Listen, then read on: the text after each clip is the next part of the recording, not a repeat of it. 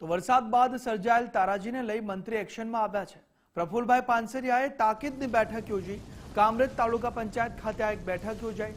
રાત્રિના સમયે અધિકારીઓ સાથે ચર્ચા કરી છે।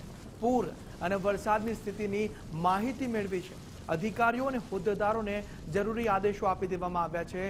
છેવાડાના માનવી સુધી મદદ પહોંચાડવા સૂચના આપી દેવામાં આવી છે।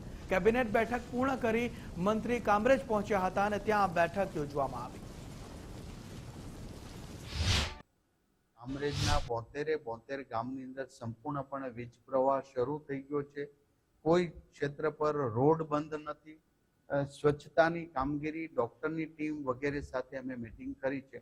છેલ્લા 24 કલાકથી ટીમ ભારતીય જનતા પાર્ટી, ચૂંટાયેલા સભ્યો અને અધિકારીઓ બધા જ સખત મહેનત કરીને આ પરિણામ લઈ આવ્યા છે। આમની સેવાને હું બિરદાવું છું અને વંદન પણ કરું છું, કારણ કે માનવતા અભિગમ સાથે આ લોકો કામગીરી કરી રહ્યા છે।